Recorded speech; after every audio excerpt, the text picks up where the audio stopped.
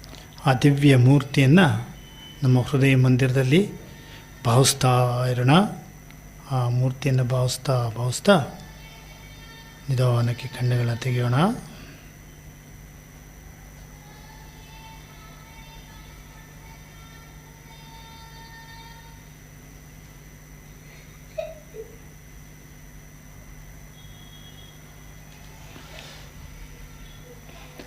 ಇವತ್ತು ನಮ್ಮೊಂದಿಗೆ ನೀತಿಕತೆ ಹೇಳೋದಕ್ಕೆ ಸಂಸ್ಕೃತಿ ಜಾಯ್ನ್ ಆಗಿದ್ದಾಳೆ. ಸಂಸ್ಕೃತಿ ಯಾವ ಒಂದು ಕಥೆನ ಹೇಳ್ತಾಳೆ ಅನ್ನೋದನ್ನು ಕೇಳೋಣ. ನಿಮ್ಗೆ ಗೊತ್ತಿದತ್ತಲ್ಲ, ಇವತ್ತಿನ ಕತೆ ಕೇಳ್ತಿರ್ಬೇಕು ನೀವು. ನಿಮಗೆ ಆ ಕಥೆನಲ್ಲಿರೋದು ಒಂದು ಪದನೇ ನಿಮಗೆ ಆಮೇಲೆ ಪದಬಂಧ ಬರುತ್ತೆ.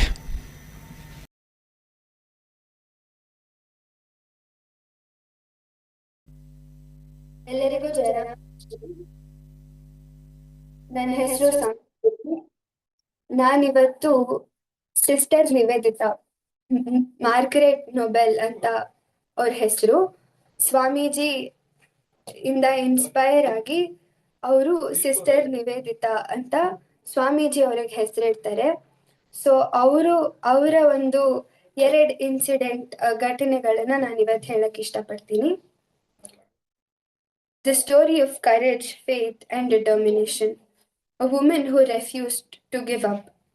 1899ರಲ್ಲಿ ಸಿಸ್ಟರ್ ನಿವೇದಿತಾ ವುಮೆನ್ ಎಜುಕೇಶನ್ಗೆ ಇಂಡಿಯಾದಲ್ಲಿ ಇರ್ತಾರೆ. ಅವರು ಇಲ್ಲಿನ ಪರಿಸ್ಥಿತಿ ನೋಡಿ ವುಮೆನ್ ಮಹಿಳೆಯರಿಗೆ ಎಜುಕೇಶನ್ ಬೇಕು ಅಂತ ಫಂಡ್ಸ್ ಕೇಳಕ್ಕೆ, ಸಹಾಯ ಕೇಳಕ್ಕೆ ಅಮೆರಿಕಾಗ್ ಹೋಗ್ಬೇಕು ಅಂತ ಡಿಸೈಡ್ ಮಾಡ್ತಾರೆ. ಇಲ್ಲಿ ಇಂಡಿಯಾದಲ್ಲಿ ಆಲ್ರೆಡಿ ಭಾಗಾ ಬಜಾರ್ ಅಂತ ಒಂದು ಸಿಟಿಲಿ, ಕಲ್ಕಟ್ಟಾಲಿ ಒಂದು ಸ್ಕೂಲ್ ಆಲ್ರೆಡಿ ಓಪನ್ ಮಾಡಿರ್ತಾರೆ. ಅದೊಂದು 6 ತಿಂಗಳು ಸ್ಕೂಲ್ ನಡೆದಿರುತ್ತೆ. ಆದ್ರೆ ನಿವೇದಿತಾ ಕನ್ಸೇನಿರುತ್ತೆ ಅಂದ್ರೆ ಸಾವಿರಾರು ಜನ ಮಹಿಳೆಯರಿಗೆ ಎಜುಕೇಶನ್ ಸಿಗ್ಬೇಕು. ಅದಕ್ಕೆ ತುಂಬಾ ಜಾಸ್ತಿ ಹಣ ಬೇಕಾಗಿರುತ್ತೆ. ಅದಕ್ಕೆ ಸ್ವಾಮೀಜಿ ಅಮೆರಿಕಾಗ ಹೋಗೋಕ್ಕಿಂತ ಮುಂಚೆ ನಿವೇದಿತಾ ಹೇಳ್ತಾರೆ, India does not need an ordinary women, she needs a lioness ಅಂತ. ಇಲ್ಲಿ ಲಯನೆಸ್ ಸಿಸ್ಟರ್ ನಿವೇದಿತಾ. ನಿವೇದಿತಾ ಅಮೆರಿಕಾಗ ಹೋಗ್ತಾರೆ. ಹೋಗಿ ಅಲ್ಲಿ ಚಿಕಾಗೋಗೆ ಫಸ್ಟ್ ಹೋಗ್ತಾರೆ. ಅಲ್ಲಿ ಮಿಸ್ಟರ್ ಅಂಡ್ ಮಿಸಸ್ ಲೆಗೆಟ್ ಅವ್ರ ಮನೆಯಲ್ಲಿ ಇರ್ತಾರೆ. ಅವ್ರ ಹಲವಾರು ಲೆಕ್ಚರ್ಸ್ ಕೊಡ್ತಾರೆ. ಅಲ್ಲಿ ಆಡಿಯನ್ಸ್ ಅವ್ರ ಲೆಕ್ಚರ್ಸ್ ಕೇಳಿ ಅಪ್ರಿಶಿಯೇಟ್ ಮಾಡ್ತಿರ್ತಾರೆ ಹೊರತು ಅವ್ರಿಗೆ ಬೇಕಾಗಿರೋ ಫಂಡ್ಸ್ ಅಥವಾ ಬೇರೆ ಯಾವ ರೀತಿ ಸಹಾಯನೂ ಮಾಡ್ತಿರಲ್ಲ. ಆಮೇಲೆ ನಿವೇದಿತಾಗೆ ತುಂಬಾ ಕ್ರಿಟಿಸಿಸಮು ಫೇಸ್ ಮಾಡ್ಬೇಕಾಗಿ ಬರುತ್ತೆ. ಎಲ್ಲರೂ ಅವ್ರು ಹೇಳ್ತಾ ಇರೋ ಪರ್ಸ್ಪೆಕ್ಟಿವ್ನ ಅರ್ಥ ಮಾಡ್ಕೋತಾ ಇರಲ್ಲ. ವುಮೆನ್ ಎಜುಕೇಶನ್ಗೆಲ್ಲ ದುಡ್ಡು ಯಾರು ಕೊಡ್ತಾರೆ, India does not need anything like that ಅಂತ ಅಲ್ಲಿನ ಅಮೇರಿಕನ್ ಸಿಟಿಸನ್ಸ್ ಯಾರು ಒಪ್ಕೋತಾ ಇರಲ್ಲ. ರಮಾಬಾಯಿ ಅಂತ ಇನ್ನೊಬ್ರು ಮಹಾರಾಷ್ಟ್ರಿಯನ್ ವುಮೆನ್ ಇಂಡಿಯಾನ ಅಂದ್ರೆ ಬರೀ ನೆಗೆಟಿವ್ ಸೈಡ್ಸ್ ಆಫ್ ಇಂಡಿಯಾನ ಪೋರ್ಟ್ರೇ ಮಾಡಿ ಅಮೇರಿಕನ್ಸ್ಗೆ ಪಿಟಿ ಬರೋ ತರ, ಅಂದ್ರೆ ಅಯ್ಯೋ ಪಾಪ ಆ ತರ ಪೋರ್ಟ್ರೇ ಮಾಡಿ ಹಣ ತಗೋತಾ ಇರ್ತಾರೆ. ಆದ್ರೆ ನಿವೇದಿತಾಗಿದ್ದು ಸರಿ ಕಾಣಿಸಲ್ಲ. ನಿವೇದಿತಾ ಏನ್ ಅವರಿಗೆ only the positive side of ಇಂಡಿಯಾನ ಪೋರ್ಟ್ರೇ ಮಾಡಬೇಕು ಅಂತ ಇರುತ್ತೆ. ಬರೀ ದ ಒಳ್ಳೆ ಐಡಿಯಲ್ಸ್ ಆಫ್ ಇಂಡಿಯಾನ ಪೋರ್ಟ್ರೇ ಮಾಡಿ ಸರಿಯಾದ ರೀತಿಲಿ ಅವ್ರಿಗೆ ಬೇಕಾಗದನ್ನ ಗಳಿಸ್ಕೋಬೇಕು ಅಂತ ಇರುತ್ತೆ. ಇದೆಲ್ಲ ಆಗ್ತಾ ಇರುತ್ತೆ. ಅದಾದ್ಮೇಲೆ ಹಲವಾರು ಲೆಕ್ಚರ್ಸ್ ಮುಗಿದ ನಂತರ ಅವ್ರಿಗೆ ಬೇಕಾದ ಫಂಡ್ಸ್ ಯಾವುದು ಸಿಗ್ತಾ ಇರಲ್ಲ. ಅವರಿಗೆ ಏನನ್ಸಕ್ ಸ್ಟಾರ್ಟ್ ಆಗುತ್ತೆ ಅಂದ್ರೆ, ನಾನು ಮಾಡ್ತಾ ಇರೋದು ಸರಿನಾ, ನಾನು ಏನಕ್ಕೋಸ್ಕರ ಬಂದಿದ್ದೀನಿ ಇಲ್ಲಿ, ಇಂಡಿಯಾಲಿ ಎಷ್ಟೊಂದು ಜನ ನನಗೋಸ್ಕರ ಕಾಯ್ತಾ ಇರ್ತಾರೆ, ಸ್ವಾಮೀಜಿ ನನ್ನ ಮೇಲೆ ನಂಬಿಕೆ ಇಟ್ಟು ಕಳ್ಸಿದ್ದಾರೆ ಅಂತ ಯೋಚನೆ ಬರಕ್ ಸ್ಟಾರ್ಟ್ ಆಗುತ್ತೆ. ಆಮೇಲೆ ನಿವೇದಿತಾ ಬುಕ್ಸ್ ಬರೆಯಕ್ಕೆ ಸ್ಟಾರ್ಟ್ ಮಾಡ್ತಾರೆ ಫಂಡ್ ರೇಸ್ ಮಾಡೋಕ್ಕೆ. ರಾಮಾಯಣ ಮಹಾಭಾರತ ಅದ್ರ ಸ್ಟೋರೀಸ್ ಎಲ್ಲ ಬರೀತಾರೆ. ಅದನ್ನ ಬರೆದು ಪಬ್ಲಿಷ್ ಮಾಡಕ್ ಹೋಗ್ಬೇಕಾದ್ರೆ ಪಬ್ಲಿಷರ್ ಹೇಳ್ತಾರೆ ಇದೆಲ್ಲ ನಮಗೆ ಅಲ್ಲ, ನಮಗ್ ಯಾವುದು ಬೇಕಿಲ್ಲ, ಈ ಮಕ್ಕಳು ಇದನ್ನೆಲ್ಲ ಓದಿದ್ರೆ ಏನು ಅರ್ಥ ಆಗಲ್ಲ ಅವರಿಗೆ ಅಂತ ಅಲ್ಲೂ ಕ್ರಿಟಿಸೈಸ್ ಮಾಡ್ತಾರೆ. ಆಮೇಲೆ ನಂತರ 1 ಜೂನ್ 1900 ಅವರು ಒಂದು ಇಂಪಾರ್ಟೆಂಟ್ ಲೆಕ್ಚರ್ನ ಡೆಲಿವರ್ ಮಾಡ್ತಾರೆ, our obligations to the Orient ಅನ್ನೋ ಲೆಕ್ಚರ್ನ. ಅಲ್ಲಿ ಶ್ರೀರಾಮಕೃಷ್ಣರ ಹೇಳಿರೋ ಎಲ್ಲ ರಿಲಿಜಿಯನ್ ಒಂದೇ ಪಾತ್ಗೆ ಲೀಡ್ ಮಾಡುತ್ತೆ, ವಿಚ್ ಇಸ್ ಟ್ರೂತ್ ಅಂತ. ಆ ಒಂದು ಐಡಿಯಲ್ ಮೇಲೆ ಸಿಸ್ಟರ್ ನಿವೇದಿತಾ ಅವ್ರು ಲೆಕ್ಚರ್ ಮಾಡ್ತಾರೆ. ಅಲ್ಲಿನ ಜನ ತುಂಬಾ ಇಂಪ್ರೆಸ್ ಆಗಿ ತುಂಬಾ ಜನ ಅವರು ಸಿಸ್ಟರ್ ನಿವೇದಿತಾ ಅವ್ರ ಮಾತನ್ನ ಕೇಳಿ ಅವ್ರಿಗೆ ತುಂಬಾ ಇಂಪ್ರೆಸ್ ಆಗುತ್ತೆ. ಓಕೆ, ಈ ತರ ಇರುತ್ತೆ, ನಮ್ ಕೈಲಾದಷ್ಟು ಸಹಾಯ ನಾವು ಮಾಡೋಣ ಅಂತ ಅಲ್ಲೆಲ್ಲ $500 ಆಗೋಷ್ಟು ಫಂಡ್ಸ್ ಕಲೆಕ್ಟ್ ಮಾಡ್ತಾರೆ ನಿವೇದಿತಾ.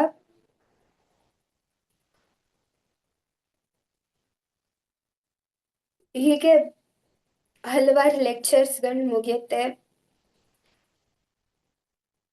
ಆಮೇಲೆ ಯಾವಾಗ್ಲೇ ಅವ್ರಿಗೆ ಏನಾದ್ರೂ ಯೋಚನೆ ಮಾಡ್ಬೇಕು ಅಂತ ಅನ್ಸತ್ತೋ ಅವಾಗೆಲ್ಲ ಸ್ವಾಮೀಜಿ ಅವ್ರನ್ನ ಹುರಿದುಂಬಿಸ್ತಾ ಇರ್ತಾರೆ, ಅವ್ರನ್ನ ಎಲ್ಲೂ ಬಿಟ್ಕೊಡಲ್ಲ.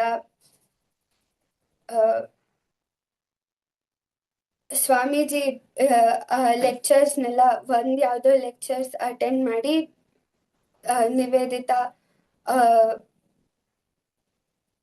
ನಿವೇದಿತಾಗೆ ಹೇಳ್ತಾರೆ ಕಂಟಿನ್ಯೂ ಮಾಡು ಅಂತ. ಇದರಿಂದ ನಾವೇನ್ ಕಲಿಬೋದು ಅಂದ್ರೆ, ನಿವೇದಿತಾ ಅವರು ಬೇರೆ ದೇಶದವರಾದ್ರೂ ನಮ್ಮ ಇಂಡಿಯಾನ ಬೆಳ್ಸಕ್ಕೆ, ನಮ್ಮತನನ ನಮ್ಮ ದೇಶನ ಉದ್ಧಾರ ಮಾಡಕ್ಕೆ ಅವರು ಅಲ್ಲಿ ಹೋಗಿ ಎಷ್ಟೊಂದು ಕ್ರಿಟಿಸಿಸಮ್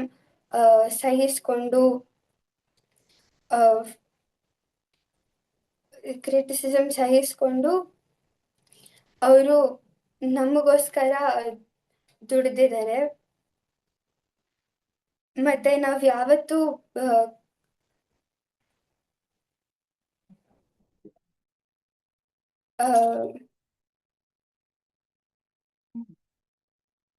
ನಾವ್ ಯಾವಾಗ್ಲೂ ಅವ್ರು ಕ್ರಿಟಿಸೈಸ್ ಮಾಡ್ತಾರೆ ಅಂತ ನಮ್ಮ ಪರ್ಸ್ಪೆಕ್ಟಿವ್ನ ಚೇಂಜ್ ಮಾಡಬಾರ್ದು. ಇವಾಗ ಅಲ್ಲಿ ಸಿಸ್ಟರ್ ನಿವೇದಿತಾ ಈ ತರ ಹೇಳಕ್ ಹೋದಾಗ ಎಷ್ಟೊಂದ್ ಜನ ಅವ್ರಿಗೆ ಸಪೋರ್ಟ್ ಮಾಡದೇ ಇದ್ದಾಗ ಅವರು ಬಿಟ್ಕೊಡ್ಲಿಲ್ಲ ನಮ್ಮ ಇಂಡಿಯಾನ. ಅವ್ರಿಗೆ ಏನ್ ಮಾಡ್ಬೇಕು ಅಂತ ಇತ್ತು ಒಂದ್ ನಿಧಾನಕ್ಕಾದ್ರೂ ಅಟ್ಲೀಸ್ಟ್ ಅವ್ರು ಟು ದ ಎಂಡ್ ಅವ್ರು ಅದನ್ನ ಸಾಧಿಸಿದ್ರು. ಸೊ ನಾವ್ ಏನ್ ಅನ್ಕೊಂಡಿರ್ತೀವೋ ಅದನ್ನ ಯಾವತ್ತಿಗೂ ಬಿಟ್ಕೊಡ್ಬಾರ್ದು. ಯಾರೋ ಬೇರೆಯವ್ರು ಅದನ್ನ ಡಿಸ್ಅಗ್ರಿ ಮಾಡ್ತಾರೆ ಅಂದ್ರೆ ಅದನ್ನ ನಾವ್ ಯಾವತ್ತೂ ಬಿಟ್ಕೊಡ್ಬಾರ್ದು. ನಮ್ಮ ತನನ ನಾವ್ ಯಾವತ್ತೂ ರಿಟೈನ್ ಮಾಡ್ಬೇಕು. ಮತ್ತೆ ಏನೇ ಕಷ್ಟಗಳು ಬಂದ್ರು, ಎಷ್ಟೇ ಡಿಸ್ಅಗ್ರಿಮೆಂಟ್, ಏನೇ ಕಷ್ಟಗಳು ಬಂದ್ರು ನಾವು ಧೈರ್ಯವಾಗಿ ನಮ್ಮ ಗುರಿ ಮೇಲೆ ಅಷ್ಟೇ ಕಾನ್ಸಂಟ್ರೇಟ್ ಮಾಡ್ಬೇಕು. ಮತ್ತೆ ನಮ್ಮ ಕಾರ್ಯ ಏನಿರುತ್ತೆ ಅದನ್ನ ನೀಟಾಗಿ ನಾವು ಮಾಡ್ಕೊಂಡು ಹೋದ್ರೆ ದ ಎಂಡ್ ರಿಸಲ್ಟ್ ಆಗುತ್ತೆ ಅಂತ ಹೇಳಕ್ ಇಷ್ಟಪಡ್ತೀನಿ. Thank you. ಜಯ ರಾಮ್ ಕೃಷ್ಣ.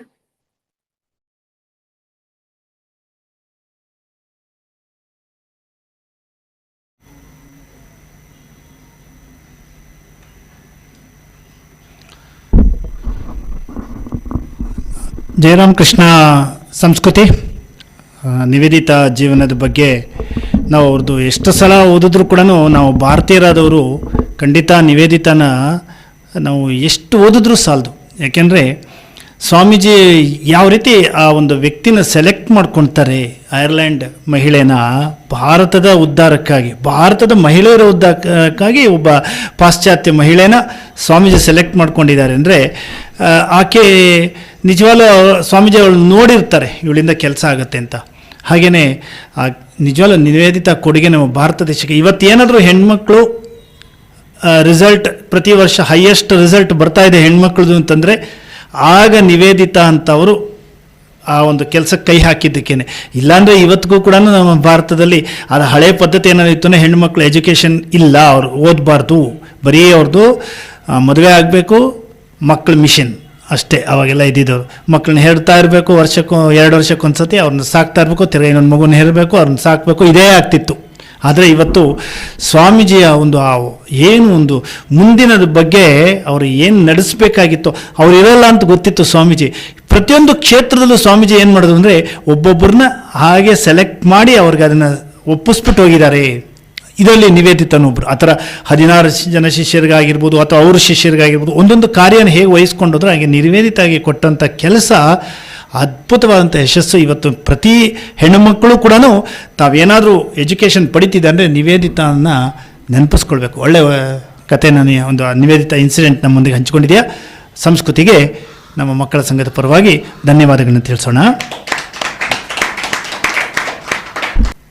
ಜೈಕಾರದೊಂದಿಗೆ 998th ಸಂಡೇ ಕ್ಲಾಸ್ನ ಸಂಪನ್ನಗೊಳಿಸೋಣ. जय श्री गुरु महाराज की जय, जय श्री महामाई की जय, जय श्री स्वामी जी महाराज की जय. ಇನ್ನೊಂದು ಹೇಳ್ತೀನಿ ನಾನು, ಬಹುಶಃ ನಮಗೆ 1000 ಸಂಡೇ ಕ್ಲಾಸ್ ಆದಮೇಲಿಂದ ಅಂದರೆ ಆಗಸ್ಟ್ ಫಸ್ಟ್ ಸಂಡೇ ಇರಲ್ಲ ಬಿಡಿ, ಅದಾದಮೇಲಿಂದ ಈ ಸಂಡೇ ಕ್ಲಾಸ್ ನಾನು ಇಲ್ಲಿ ಕೂತ್ಕೊಂಡು ಏನು ಮಾಡ್ತಿದ್ದೀನೋ ಅದನ್ನು ಇನ್ನು ಮುಂದೆ ನಮ್ಮ ಸೀನಿಯರ್ ಹುಡುಗರು ಮಾಡ್ತಾ ಹೋಗ್ತಾರೆ. ಒಂದೊಂದು ವಾರ ಒಬ್ಬೊಬ್ಬರು ಈ ಕ್ಲಾಸ್ನ ನಡೆಸ್ಕೊಂಡು ಹೋಗ್ತಾರೆ. I want to see that one. ಇದು ಒಂದು 1000 ಸಂಡೇಗೆ ನಿಮ್ಮ ಕೊಡುಗೆ ಅದು ಮಕ್ಕಳದು. ಏನಂದರೆ ಎವ್ರಿ ಇಲ್ಲಿ ನಾನು ಇವಾಗ ಹೇಗೆ ಒಂದು ಫಾಲೋ ಮಾಡ್ತಾ ಇದ್ದೀನೋ ಕ್ಲಾಸ್, ಸುಮಾರು ನೀವೆಲ್ಲ ನೋಡ್ಬಿಟ್ಟಿರ್ತೀರ ಮಕ್ಕಳು ಯಾರಾದರೂ ಸರಿ, ಅವ್ರನ್ನ ನಾವು ಕೇಳ್ತಾ ಹೋಗ್ತೀನಿ. ನೆಕ್ಸ್ಟ್ ಯಾವಾಗಿಂದ ಆಗಸ್ಟ್, ನಿಮ್ಗೆ ಗೊತ್ತು ಆಗಸ್ಟ್ 5th ಬೀಳುತ್ತೆ, ಅದು ಫಸ್ಟ್ ಸಂಡೇ ಆಗಿರೋದ್ರಿಂದ ಅವತ್ತು ಸಂಜೆ ಏನು ಬರೀ ಭಜನೆ ಮಾಡ್ತೀವಿ, ನೆಕ್ಸ್ಟ್ ಕ್ಲಾಸ್ ಮುಗಿಸ್ಬಿಡ್ತೀವಿ. ಅವತ್ತು ಬೇರೆ ಏನೂ ಇರಲ್ಲ. ಯಾಕೆಂತಂದರೆ ಬೆಳಗಿಂದ ಸಾಯಂಕಾಲದವರೆಗೂ ಜಪಯಜ್ಞ ಆಗಿರುತ್ತೆ. ಸೊ ಹಾಗಾಗಿ ನೆಕ್ಸ್ಟ್ ಆಗಸ್ಟ್ 2nd ಸಂಡೇಯಿಂದ ನಿಮ್ಮಲ್ಲಿ ಸೀನಿಯರ್ ಮಕ್ಕಳಿಂದ ಒಂದು ಯೂತ್ ಗ್ರೂಪ್ನವರು, ಫಸ್ಟ್ ಯೂತ್ ಗ್ರೂಪ್ನವ್ರಿಗೆ ಕೊಡೋಣ. ಯಾಕಂದರೆ ಯೂತ್ ಗ್ರೂಪ್ ಅವರಿಂದ ಶುರು ಮಾಡಿಸೋಣ. ಏನು ಮಾಡಬೇಕು ಅಂದರೆ ನೀವು ಇವಾಗ ಇಷ್ಟೂ ದಿನದ್ದು ಕ್ಲಾಸ್ನ ಗಮನದಲ್ಲಿ ಇಟ್ಕೊಂಡಿರಬೇಕು. ಹೇಗೆ ಕ್ಲಾಸ್ ಮಾಡ್ತಾಯಿದ್ದೀವಿ, ಹೇಗೆ ಸ್ಟಾರ್ಟ್ ಮಾಡ್ತೀವಿ ಮತ್ತು ಹೇಗೆ ಎಂಡ್ ಮಾಡ್ತೀವಿ, ಏನೇನು ಮಾಡಬೇಕು ಅದನ್ನು ನೀವೇ ಮಾಡ್ತಾ ಹೋಗಬೇಕು. ಆವಾಗ ಮಕ್ಕಳ ಸಂಘ 1000 ಸಂಡೇ ಆಗಿದ್ದಕ್ಕೂ ಸಾರ್ಥಕ ಆಗತ್ತೆ ಅಲ್ವಾ. ಇನ್ನು ಮುಂದೆ ಆ ಥರದ್ದು ನಾನು ಬಂದು ನೋಡಬೇಕಷ್ಟೆ, ಹಾಗಾಗಬೇಕು. ಮಾಡ್ತೀರಾ ಅಂದ್ಕೊಂಡಿದ್ದೀನಿ. ಓಕೆ ಮಕ್ಕಳ, ಜಯ ರಾಮಕೃಷ್ಣ.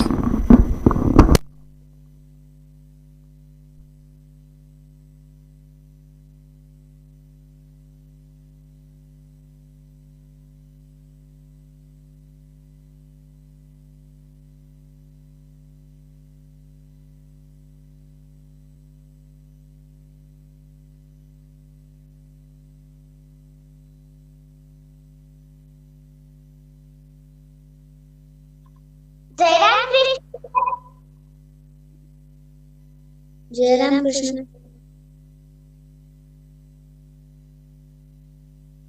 जय राम कृष्ण सर. जय राम कृष्ण. जय राम कृष्ण सर. जय राम कृष्ण.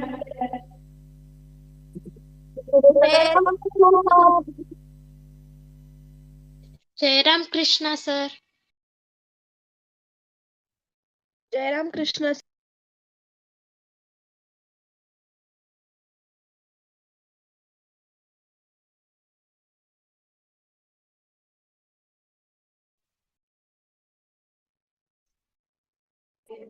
ಜಯರಾಮ್ ಕೃಷ್ಣ ಸರ್.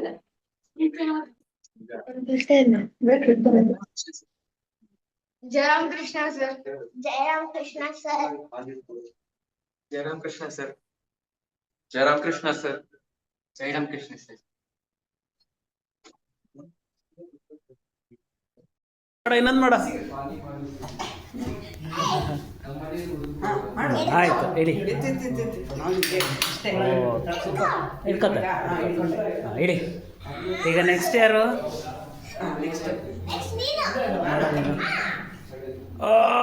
ಹೇಳಿಯೋ ಹೇಳಿ ಹೇಳಿಯೋ. Very good. ಫುಲ್ ಮಾಡು. ಓ very good. 2 3 4 Diganth improve ಆಗಿಬಿಟ್ಟಿದ್ದಾರೆ.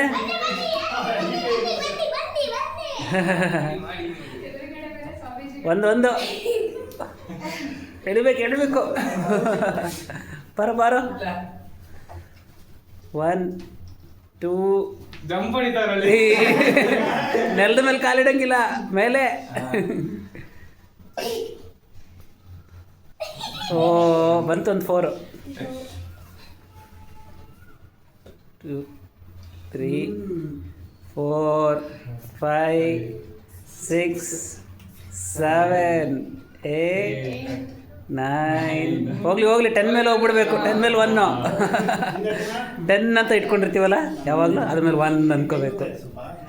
Sir 1 sir, 2 sir, 3. ಅಬ್ಬಾ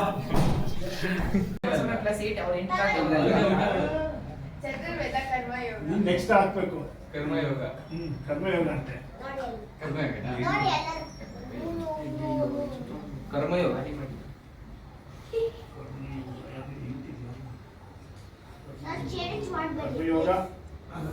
ಜ್ಞಾನಯೋಗ. ಜ್ಞಾನಯೋಗ ಹೋಗ್ತೀವಪ್ಪ. ಜ್ಞಾನಯೋಗ.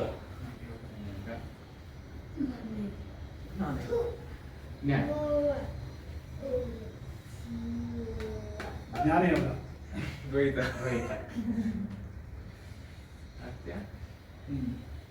ಇಲ್ಲ ಹಾಕಂಗಿಲ್ಲ. ಜ್ಞಾನಯೋಗ. +4 ತಗೊಂಡು ಹಾಕೊಂಡೆ. ತಗೊಂಡ್ರೆ ಮಾತ್ರ ಹಿಂಗೆ ಹಾಕ್ಬೇಕು. ಜ್ಞಾನಯೋಗ ನೋಡ್ತಾ ಇದ್ದಾರೆ ಎಲ್ಲ. ಜ್ಞಾನಯೋಗದಲ್ಲೇ ಓಡ್ತಿದ್ದಾರೆ ಎಲ್ಲರೂ. ರಾಜಯೋಗ. ಓ ರಾಜಯೋಗಕ್ಕೆ ತಿರುಗ್ಬಿಟ್ರು. ನಾವು ಬಂದ್ವಿ ರಾಜಯೋಗಕ್ಕೇನೆ.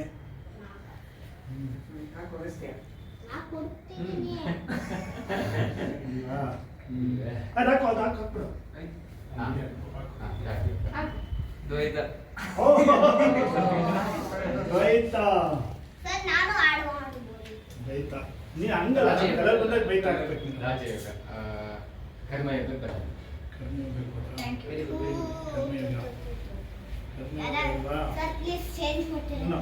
ರಾಜಯೋಗ.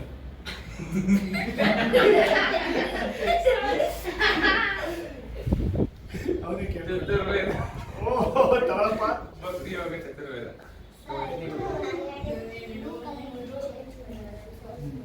ಭಕ್ತಿ ಯೋಗ. ಚತುರ್ವೇದ.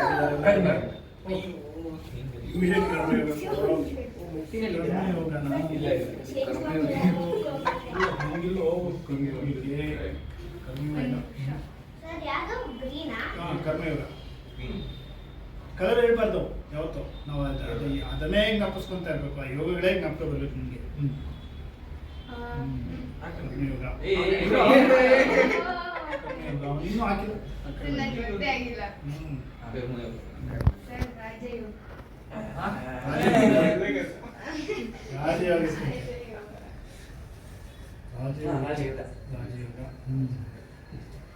ರಾಜಯೋಗಕ್ಕೆ ತಿರುಗಿಸಿದ್ದಾರೆ.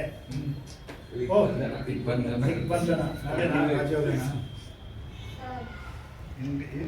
ಯಾವಾಗ ದಿಗ್ಬಂಧನ ಬಂತಲ್ಲ 2 ಸತಿ. ದಿಗ್ಬಂಧನ 2 ಸತಿ ಆಯ್ತು. ಭಕ್ತಿ ಯೋಗ.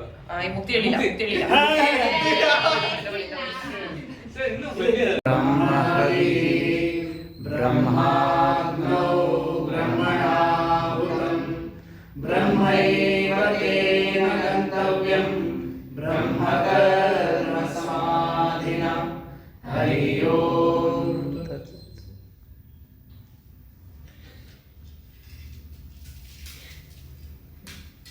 ಇದೆ